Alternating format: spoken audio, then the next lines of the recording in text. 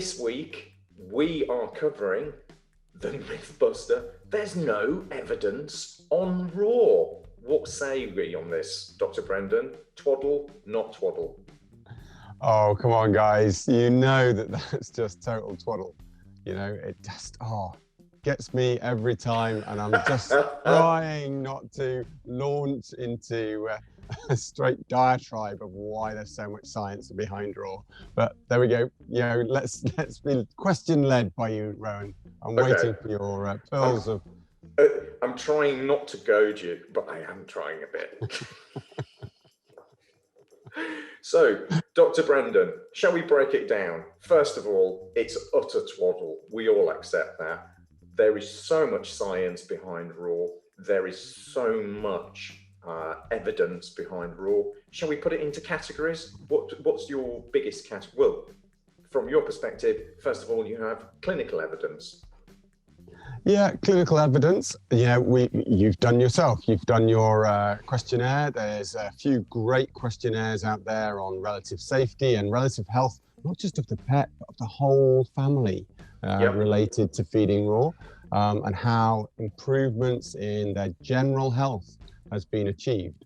And that, you know, whether that's truly down to just the immune systems being much more on point, or whether it's just down to the nutrient values that they're getting from that, actually improving their ability to respond, that they're not so stressed by the food that you've been feeding them because they can actually digest it, they can actually metabolize it, and they're not dealing with any other issues of processed diets. I mean, look, guys, if there's one thing a human nutritionist would say to you if you're poorly, is please, will you ditch the burgers and the processed food and will you go to something that's wholesome? You know, what are we doing if we're not feeding raw? You know, we're feeding wholesome foods here. You know, we don't want to be feeding processed burgers to our pets. Yep, 100%. And in fact, we put together it was a slightly witty but very poignant infographic, which we'll share at the end of this episode, likening processed food to the equivalent macronutrients in pizza and a burger. And it was the equivalent of feeding your dog like 7 slices of pizza or whichever a week. Now, I'm going to give us some structure in this because I know we like to have a laugh about this, but ultimately, I think if we break down the types of evidence, we've got clinical evidence, which you and the other members of the RFES and all the other pro-raw feeding vets have seen. You've been raw feeding in your practice for 25 years, yeah. And you've seen countless success stories over 25 years. Guys, raw is not a fad. Raw is an evolutionary correct way of feeding. Feeding your dog processed food is the fad. Over the last 11,000 years of companionship, it's only in the last 50 or 60 we've been giving this rubbish to dogs. So please join the evolution and feed raw. So we've got clinical evidence, we've got scientific research evidence from people like the dog risk at the University of Helsinki, and they've got papers discussing how it lowers hip dysplasia, the likelihood of hip dysplasia, improves atopic dermatitis, is more bioavailable, how safe it is, not to mention all those other papers you guys have got. So there's that.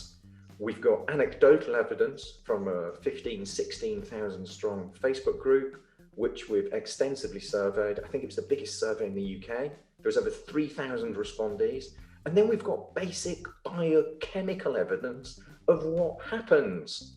We've got... And not forgetting, also, you've got your basic anatomical evidence of, you know, just go back to your zoological studies and work out what animals live in what environments and how they survive.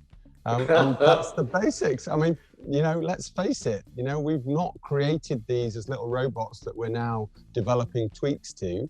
These are evolved creatures that have come alongside us, and we need to actually be seeing exactly what they should be doing with their guts, not trying to impose something that's cheap and available to us at a low cost so that we can try and cram it in there and then try and find some enzymes that might help, but actually, if they don't have the teeth to release the nutrients for those enzymes to work on, or they don't have the gut length for those foods to be fermented properly, how on earth are those individual enzymes going to ever be mixed with the food sufficiently to get great digestion?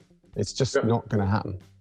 Right. So, don't forget the very start of science, the basics, looking at the animal in front of you and being species specific, starting to go off into the clinical evidence and all of the other stuff. That's right down the line. We should be looking at the absolute basics here. The really strong science. Look at what's in front of you. Don't just think, oh, it's science. It's that really clinical stuff. And really, you've got to have great intellect to look at it.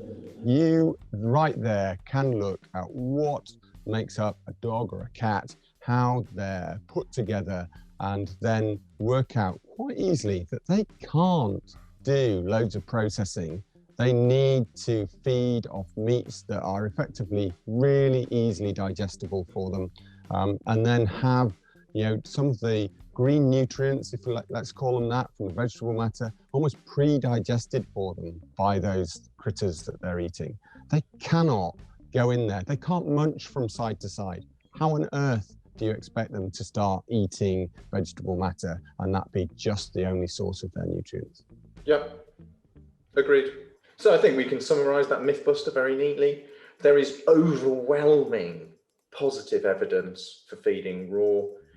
Clinical, nutritional, biochemical, anatomical, scientific, driven from universities, and anecdotal. So if that's not enough to convince you guys, please take this message from the heart. If I was to recommend one single thing that you could do to improve the wellness and longevity of your pet, it would be switch to a complete, balanced, raw diet. The end. Brendan, well done, Rowan. Thank you so much. It's a pleasure, as always. See you in the next episode.